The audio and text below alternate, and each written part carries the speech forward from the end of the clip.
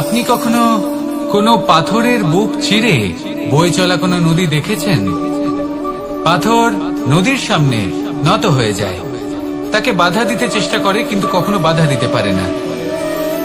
এই নদী হলো ততটাই শক্তিশালী, কিন্তু এর আরম্ভ কোথা থেকে হয়?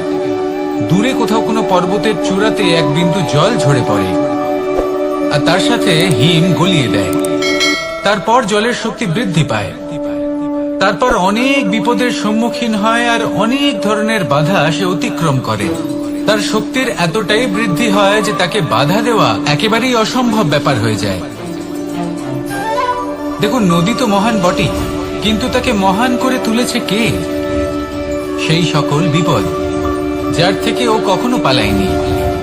সেইভাবেই আমাদেরও বিপদ থেকে পালিয়ে গেলে হবে না, তার সম্মুখীন হতে হবে সাহসের সাথে, পূর্ণ শক্তি প্রয়োগ করে।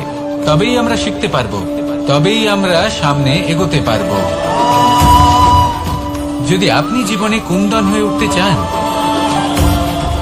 তাহলে জ্বলন সহ্য করতেই হবে। আসুন আমার সাথে ভালোবেসে বলুন, রাধা রাধা। এ হলো গোলাপ ফুল। একে আমরা সকলেই চিনি। সমগ্র সংসার ভালোবাসে এই পুষ্পকে। এই ফুল দেখতেও সুন্দর।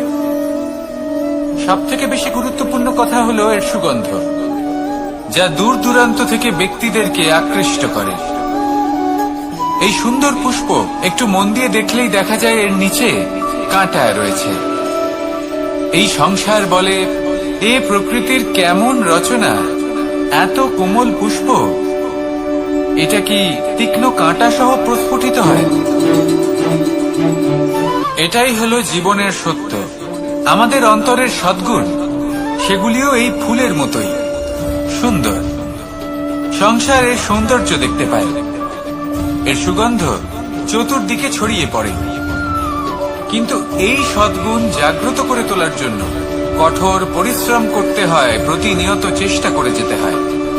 তাই জন্য যদি আপনি জানেন আপনার পথ উচিত কিন্তু তা কাঁটায় পরিপূর্ণ, তাহলে থামবেন না, চলতে থাকুন। একবার যদি অন্তরের সদ্গুণ জাগ্রত হয়, তাহলে এই সংসারের সৌন্দর্য দেখবে আর সুগন্ধে আকর্ষিত হয়ে আপনার কাছে আসবে। এই মন, এই জীবন প্রসন্ন হয়ে বলবে, রাধা রাধা। মোহনের বাঁশির এই সুর, এই সঙ্গীত কার না পছন্দ হয়? সবারই খুব ভালো লাগে। এবার এই সুর আসে কোথা থেকে? কেউ বলবেন কৃষ্ণের হৃদয় থেকে। সত্য কথা, এই সুর হৃদয় থেকে নির্গত হয় এবং প্রকট হয় এই বাঁশি থেকে। এই বাঁশিটাকে দেখুন, এই ছিদ্রগুলি দেখুন। প্রত্যেকটা সুর থেকে নিজস্ব একটা স্বর নির্গত হয়। এবার যে ব্যক্তি এই সমস্ত সুর এবং স্বর বুঝতে পারেন, এতে নিপুণ, তিনি এই বাঁশির দ্বারা যে সুর নির্গত করবেন তা তো মধুর অবশ্যই হবে। এবার জীবনের সাথেও কিছুটা এরকমই ঘটে। জীবনের কিছু নীতি থাকে, অর্থ, কুটুম্ব এবং আধ্যাত্মিক। যদি জীবনের প্রত্যেকটা মুহূর্ত সুখময় হয় এরকম আপনি চান, তাহলে এই তিনটি নীতিতে আপনাকে নিপুণ হতে হবে। কোনো একটি বিশেষ নীতির প্রতি যদি আপনি বেশি ঝুঁকে পড়েন, তাহলে বাকি দুই নীতি থেকে যা সুখ লাভ করা সম্ভব তা পারবেন না। ধন অর্জন করতে হবে পরিবারের জন্য, পরিবারের সুখ মনের শান্তির জন্য, মনে শান্তির প্রয়োজন মনের শুদ্ধতার জন্য। যখন এই মন শুদ্ধ হবে, জীবন শুদ্ধ হবে, পবিত্র হবে, সুন্দর হবে এবং ভালোবেসে বলবে, রাধা রাধা। জল, এ হলো জীবনের আধার, পঞ্চতত্ত্বের মধ্যে একটি, আর অত্যন্ত বিশেষ। এর থেকে অনেক বড় শিক্ষা পাওয়া যায়। এই জল, গন্তব্যের বিষয়ে এর স্পষ্ট ধারণা আছে। ও জানে ওর লক্ষ্য কি, আর প্রয়াস করে ততদূর সে পৌঁছেও যায়। এটি পর্বত থেকে বয়ে নিচে নেমে আসে। নদীর সাথে সমাহিত হয়ে তার সাথে বয়ে চলে, চিরসবুজ বনানী গড়ে তোলে, প্রাণীদের তৃষ্ণা নিবারণ করে, সামনে এগিয়ে চলে, মানুষের সাথে মিলিত হয়। যারা একে বাঁধের মধ্যে বেঁধে রাখতে চেষ্টা করে সে বন্দি দশাতেও থেকে যায়, মানুষের কল্যাণ করে। তারপর বাঁধ থেকে মুক্তি পেয়ে এগিয়ে চলে, কোথাও ধাক্কা খায়, কোথাও বাধা পড়ে, কোথাও যদি পথ খুঁজে না পায় তাহলে পথ খুঁজেই নেয়, আর যেখানে পথ থাকে না সেখানে পথ বানিয়ে নেয়, আর শেষ পর্যন্ত নিজের লক্ষ্যে পৌঁছেই যায়, অর্থাৎ সমুদ্রে গিয়ে সমাহিত হয়ে যায়। আমাদেরও কিছুটা এরকমই হয়ে উঠতে হবে। যেখানেই যাবেন সকলের কল্যাণ করুন, সামনে এগোন। আপনি কোথাও পড়ে গেলে, ধাক্কা খেলে আঘাত লাগবেই, উত্থান পতন লেগেই থাকে। সামনে এগোতে থাকুন। কোথাও পথ না পেলে তা খুঁজে নিন, কোথাও পথ না থাকলে তা বানিয়ে নিন। নিজের গন্তব্যের কথা সব সময় মনে রাখুন। শেষ পর্যন্ত নিজের মোক্ষ লাভ আপনি অবশ্যই করবেন। আর আমার সাথে ভালোবেসে বলুন, রাধা রাধা। জীবনের প্রত্যেক মুহূর্ত আমাদের কিছু না কিছু শিক্ষা দেয়, নির্ভর করছে আমাদের দৃষ্টিভঙ্গির ওপর। যেমন নদী হলো আমার অত্যন্ত প্রিয়, নদীতে ভ্রমণ করতে আমার খুব ভালো লাগে। কি বলেন? নদীতে সবসময় নতুন কিছু থাকে, ও পুরনো কিছুই নিয়ে বসে থাকে না, সব সময় প্রবাহমান, কখনো থামে না। ততক্ষণ থামে না যতক্ষণ না সাগরে গিয়ে সমাহিত হচ্ছে। ঠিক এইভাবেই আমাদেরও উচিত নিজের জীবন অতিবাহিত করা, নদীর মতো। প্রত্যেক মুহূর্ত নতুন, তাই সেইভাবেই জীবন যাপন করুন। পুরনো কিছুই একত্রিত করে রাখবেন না, বিগত স্মৃতির মাঝে নিজেকে হারিয়ে ফেলবেন না। এই যে বর্তমান, এই যে মুহূর্ত, সেটাই হলো সর্বশ্রেষ্ঠ। এর মাঝেই জীবন যাপন করুন, নদীর মতো প্রবাহমান হতে শিখুন। আপনি শিখে গেলে তাহলে মনে রাখবেন, আমার আপনার মাঝে বিচরণ করতে বড়ই ভালো লাগবে। যে ব্যক্তি আনন্দের সাথে জীবনের প্রত্যেকটা মুহূর্ত অতিবাহিত করে কোনো চিন্তা ছাড়াই প্রবাহমান হয়, কখনোই থামে না যতক্ষণ না মুক্তি লাভ করছেন, এমন ব্যক্তির মধ্যেই রাধাকৃষ্ণ বসবাস করেন। তাহলে আসুন আমার সাথে ভালোবেসে বলুন, রাধা। আরে সব থেকে গুরুত্বপূর্ণ তত্ত্ব কোনটা? প্রথম হলো সময়। জন্ম থেকে মৃত্যু পর্যন্ত এই যে সময়, এটাই তো হলো জীবন। দ্বিতীয় হলো জীবন, যাতে আমরা সময়ের সদ্ব্যবহার করি, শ্রেষ্ঠ থেকে শ্রেষ্ঠতর কাজ করার চেষ্টা করি। বহু বছরের এই পরম্পরা, এই সংস্কৃতিকে এগিয়ে নিয়ে যাওয়ার চেষ্টা করি। এই সংসারে আমরা অংশগ্রহণ করতে চেষ্টা করি। তৃতীয় হলো ধন, সেই ধন যা প্রত্যেক ব্যক্তি অর্জন করতে চেষ্টা করেন। এবার এই তিনটি তত্ত্বের মধ্যে একটা সামঞ্জস্য আছে, সমান ব্যাপার আছে। সে ধনই হোক বা সময় হোক বা হোক জীবন। আর সেই সমান ব্যাপার হলো যে যদি আপনি এটা গণনা করতে থাকেন তাহলে তা কমতে থাকে, যদি আপনি এটা ব্যবহার করেন তাহলে তা বাড়তে থাকে। একে সংগঠিত করে রাখতে চেষ্টা করলে এ হাত থেকে ফসকে যায়, কিন্তু যদি আপনি একে সামলে রাখতে শিখে যান তাহলে এমন কাজ করবেন যাতে সংসারের সাথে সাথে পরবর্তী প্রজন্ম লাভবান হবে। যদি কিছু শিখতে চান তাহলে সামলাতে শিখুন, গণনা করা বা সংগঠিত করা নয়। আসুন আর আমার সাথে ভালোবেসে বলুন, রাধা রাধা। এই জীবনে আমাদের দুজন সঙ্গী, এক হলো অন্ধকার আর এক হলো প্রকাশ। এবার যখন এই অন্ধকারে আমরা প্রদীপ জ্বালাই, সেই প্রকাশের জন্য অন্ধকার আমাদের উপর রুষ্ট হয়ে চলে যায়। এবার যদি অন্ধকারকে খুশি করতে যাও তাহলে প্রকাশ আমাদের উপর রুষ্ট হয়ে চলে যায়। এ হলো ঠিক সেই পরিস্থিতি যে আমাদের দুই বন্ধু, তাদের মধ্যে সদ্ভাব নেই। যদি কোনো একজনের মান ভাঙাতে বা খুশি করতে যাও তাহলে দ্বিতীয়জন অবশ্যই রুষ্ট হয়। সেই অবস্থায় আপনাকে বোঝদারের মতো কাজ করতে হবে, যে কখন কাকে সমর্থন করতে হবে, কখন কার সাথে চলতে হবে। যদি পারেন তাহলে সকলকে একসাথে নিয়ে চলবেন। যদি কোনো মানুষের মধ্যে বনিবনা না হয়, তাহলে তাদের মধ্যে সামঞ্জস্য বজায় রেখে সংসারের রীতিনীতির চক্র চালিত করা, এটাই তো হলো মনুষ্য জীবন। এবার এটা কিভাবে করা সম্ভব? শুধুমাত্র প্রেমের দ্বারা। তাহলে এইভাবেই সবাইকে প্রেমের দ্বারা বেঁধে রাখুন, আর আমার সাথে ভালোবেসে বলুন, রাধা রাধা। কিছু মানুষ বড়ই বিচিত্র হন, এমন ভাবে জীবনযাপন করেন যেন তাদের কোনোদিন মৃত্যুই হবে না। নিজেদের অহংকারের বশে একটা কথা ভুলে যান, যে যতই তারা নিঃশ্বাস নিচ্ছেন, যতই তারা জীবনযাপন করছেন, ততই তারা মৃত্যুর দিকে এগিয়ে চলেছেন। কারণ আমাদের এই জীবন তার নিঃশ্বাসের উপর নির্ভরশীল। নিঃশ্বাস চলছে মানে জীবন চলছে। নিঃশ্বাস যদি থেমে যায় তাহলে জীবনও থেমে যাবে। আমাদের জীবনের প্রদীপ যে কোনো মুহূর্তে নিভে যেতে পারে, আর কত সময় বাকি রয়েছে সেই বিষয়ে আমাদের কোনো ধারণাই নেই। তাই যে মুহূর্ত আমরা এখন যাপন করছি সেটার সদ্ব্যবহার করে নেওয়া যাক, কোনো শুভ কর্ম করে নেওয়া যাক, এমন কোনো কর্ম যার দ্বারা আমাদের ব্যক্তিত্বতে এমন এক চমক আসে যে আমাদের মৃত্যুর পরেও এই সংসার আমাদের চিরস্মরণীয় করে। কারণ একটা কথা ঠিক, মৃত্যু হলো একটা অটল সত্য, তাকে মেনে নিতেই হবে, স্মরণীয় করে রাখতেই হবে। যে সময় আছে তার সদ্ব্যবহার করুন, আর আমার সাথে ভালোবেসে বলুন, রাধা রাধা। এই সংসারের সব থেকে বড় সুখ কি?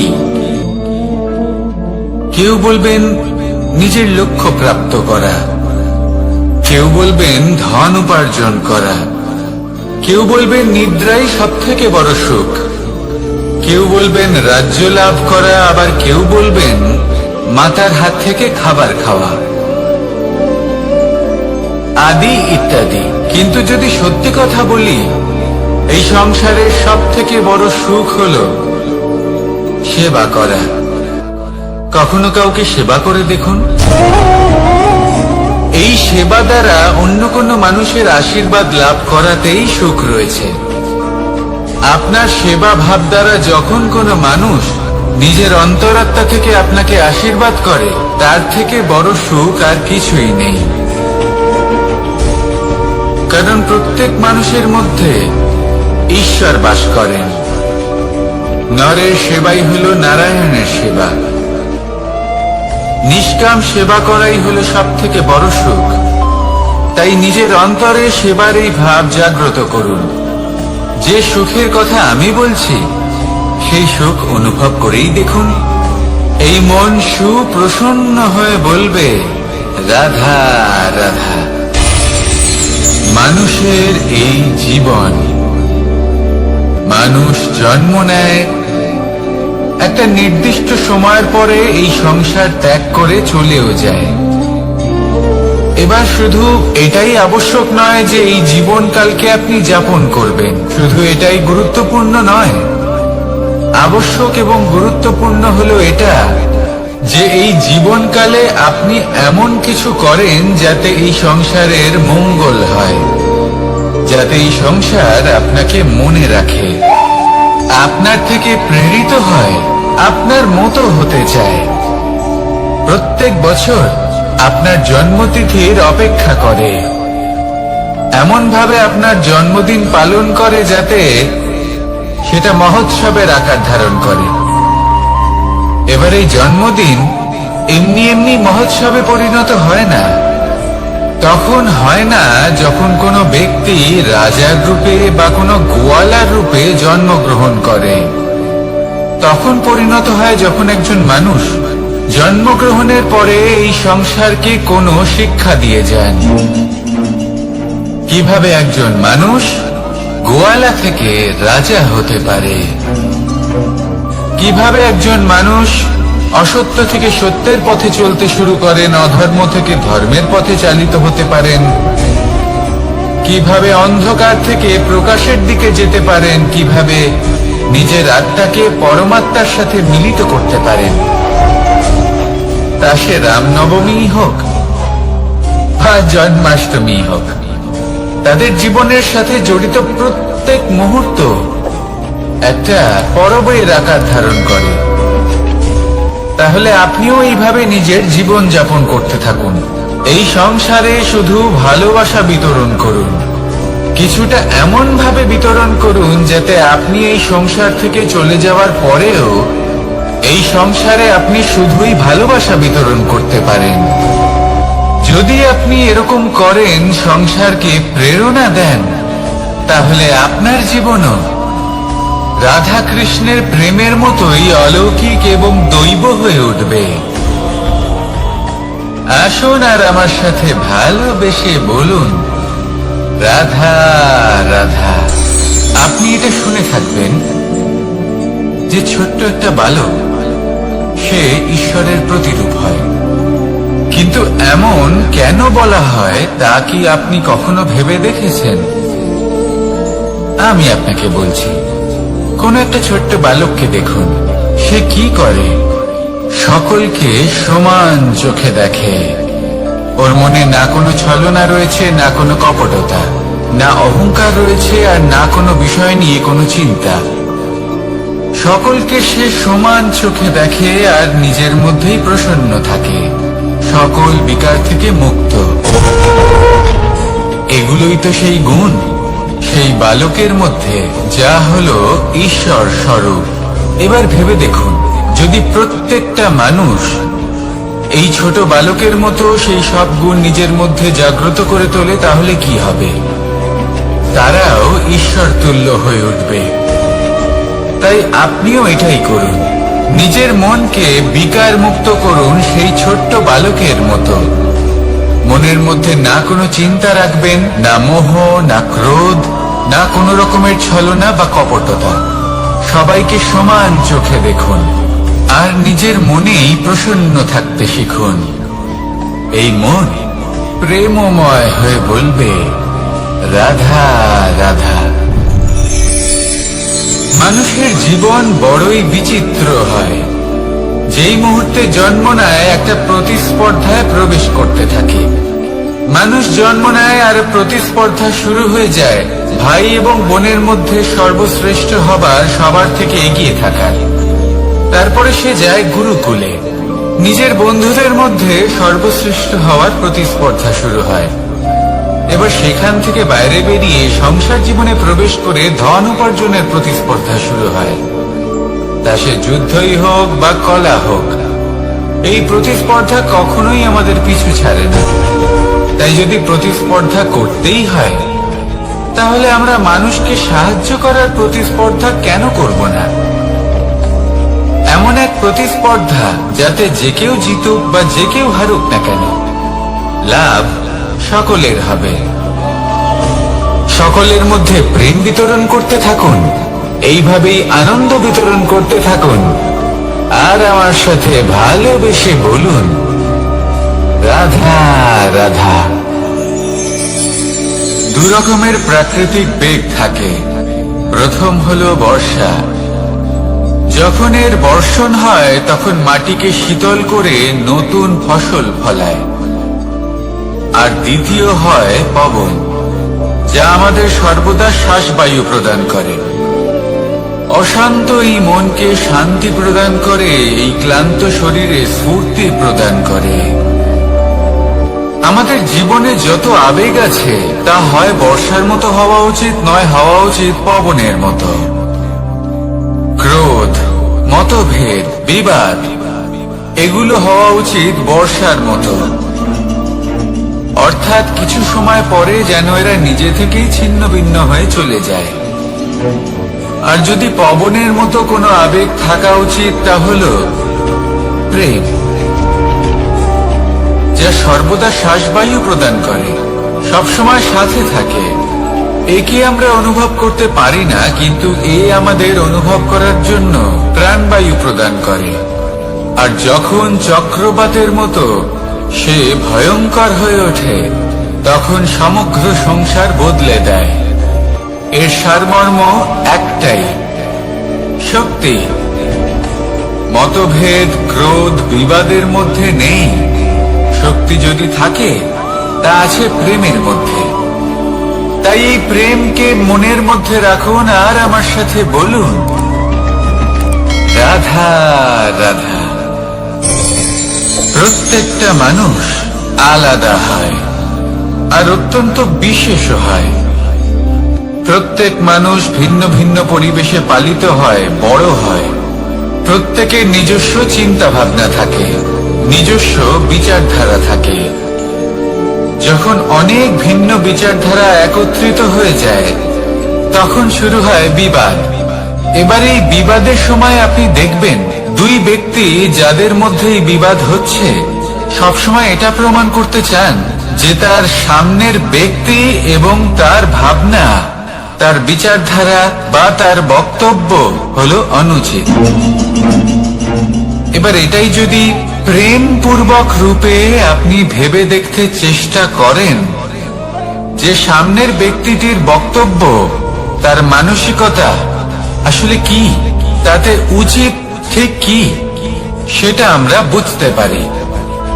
একদিকে হলো এই বিবাদ, যা আপনাকে সামনের ব্যক্তিটিকে অনুচিত প্রমাণ করতে বাধ্য করে, আর অন্যদিকে হলো প্রেম, যা সামনের ব্যক্তিটির যুক্তি বুঝতে সাহায্য করে, তাতে উচিত কি রয়েছে সেটা বুঝতে বাধ্য করে, তাকে মহান হয়ে ওঠার পথে অগ্রসর হতে বাধ্য করে।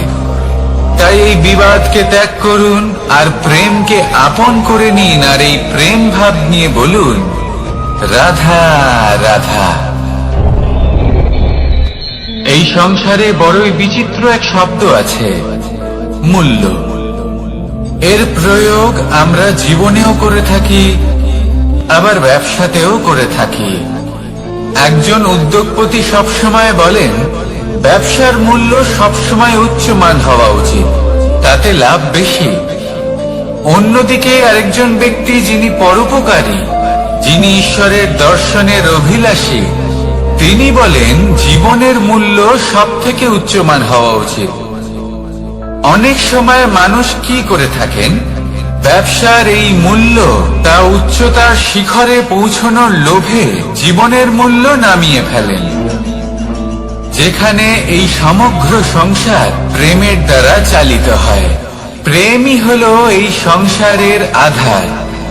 এবার যদি আপনি প্রেম করতে শিখে যান, তাহলে ব্যবসাতে নিশ্চিত রূপে লাভের সাথে সাথে কীর্তি এবং যশ লাভও করতে পারবেন। তা আমি নিশ্চিত রূপে বলতে পারি, কারণ ব্যবসাতে ওঠা নামা এসব চলতেই থাকে। জীবনকে আপনি যদি একবার উচ্চতায় নিয়ে যেতে পারেন, তাহলে তা কখনোই নামবে না। আসুন আর আমার সাথে ভালোবেসে বলুন, রাধা রাধা। যা বাধা দেয় তা হলো অবরোধ, যা এগিয়ে নিয়ে যায় তা হলো বিকাশ, আর যা ভাগ করে দেয় তা হলো গুণ। আপনি সবাইকে আনন্দ দিন, তার বদলে আপনিও আনন্দ পাবেন। আপনি সবার মধ্যে প্রেম ছড়ান, আপনিও তার বদলে প্রেমই পাবেন। এই দেখুন না, মেঘেদের দেখুন। এই যে মেঘ, এই মেঘের গুণ এইটা নয় যে এরা জল সংগ্রহ করে রাখে। এদের গুণ হলো এটাই যে এই মেঘ সকলের মধ্যে জল ভাগ করে দেয়। ধরিত্রীর এবং জগতের তৃষ্ণা নিবারণ হয়। সূর্য, সূর্যের গুণ এইটা নয় যে সে সব থেকে বেশি তেজস্বী। তার গুণ হলো এটাই যে সে নিজের তেজ সবার মধ্যে ভাগ করে দিতে পারে। ঠিক সেইভাবেই জীবনে আনন্দ, উল্লাস, প্রেম, এই সব কিছুই ভাগ করে নিতে শিখুন। এটাই হলো একটা গুণ, আর তার বদলে আপনি দ্বিগুণ আনন্দ, দ্বিগুণ উল্লাস, দ্বিগুণ প্রেম অবশ্যই পাবেন। যদি আপনি এই সবকিছু নিজের কাছেই জমিয়ে রাখেন, তাহলে আপনি নিজের বিকাশে নিজেই বাধা দেবেন। আসুন আর আমার সাথে ভালোবেসে বলুন, রাধা রাধা। আপনি কখনো মাখনের হাঁড়ি ভেঙেছেন? কত আনন্দ পাওয়া যায়। এই মাখনের হাঁড়ি ভাঙলে পুরো মাখন আমাদের গায়ে এসে পড়ে আর মন উচ্ছ্বসিত হয়ে ওঠে। কিন্তু তার জন্য বালগোপালদের কত চেষ্টা করতে হয় সেটা কখনো ভেবে দেখেছেন? প্রথমে বড়ই পরিশ্রম করে একের ওপর এক সাবধানে ওপরে চড়তে হয়, তারপরে ভারসাম্য বজায় রাখতে হয়, পড়ে গেলে হবে না। তারপর এই হাতের দ্বারা সেই মাখনের হাঁড়ি ভাঙতে হয়, তখন মাখন পড়ে। এবার এরকমই কিছু আমাদের জীবনে আমাদের সাথেও হয়। এবার আপনি বলবেন যে মাখনের হাঁড়ি ভাঙার এই প্রক্রিয়া, তার সাথে জীবনের কি সম্পর্ক থাকতে পারে? আসলে আমাদের মনের মাঝেও একটা হাঁড়ি রয়েছে, অহংকারের হাঁড়ি। আর এই অহংকারের হাঁড়ি যখন ভেঙে যায়, তখন প্রসন্ন হবার আনন্দ চতুর্দিকে ছড়িয়ে পড়ে। এই মন, এই আত্মা, এই দুই প্রসন্ন হয়ে যায়। কিন্তু তার জন্য আপনাদেরকেও বালগোপালের মতো চেষ্টা করে যেতেই হবে, ভারসাম্য বজায় রাখতেই হবে মনের মাঝে এবং এই বুদ্ধিতে, ভালো এবং মন্দের মধ্যে, লোভ এবং পরমার্থের মধ্যে। আর তারপর নিজে হাতে অহংকারের এই হাঁড়ি ভেঙে দিতে হয়। দেখুন, যদি ঈশ্বরের সঙ্গ লাভ করতে চান তাহলে অহংকারের এই হাঁড়ি ভাঙতেই হবে। আসুন আর আমার সাথে ভালোবেসে বলুন, রাধা রাধা। মুঠো হাতের শক্তি বেশি, মুঠো খুললেই তা দুর্বল। তা এমন কি থাকা উচিত এই বন্ধ মুঠোয় যা লাখের সমান? মানসিকতা এবং স্বপ্ন। মানুষ জন্মগ্রহণ করে, তার মানসিকতা সময়ের সাথে উন্নত হয়। মানসিকতা অনুযায়ী সে স্বপ্ন দেখে, আর সেই স্বপ্ন সার্থক করতে সে পরিশ্রম করতে থাকে। কিন্তু খুব গুরুত্বপূর্ণ একটা কথা আছে যা আপনার মনে রাখা উচিত। আপনার এই মানসিকতা, আপনার এই স্বপ্ন, তা যেন আপনার নিয়ন্ত্রণে থাকে। আপনার বন্ধ মুঠোয় যেন এর লাগাম থাকে, আপনি যেন এর প্রভু হন। যদি তা হয় তবেই আপনি লাভবান হবেন। যদি এরা আপনাকে নিয়ন্ত্রণ করতে থাকে, যদি আপনার মুঠো খুলে যায়, না পথ আপনার নিয়ন্ত্রণে থাকবে, না মানসিকতা থাকবে, না স্বপ্ন নিয়ন্ত্রণে থাকবে। আর যদি তাই হয় তাহলে আপনি আপনার ভবিষ্যৎ নষ্ট করে ফেলবেন।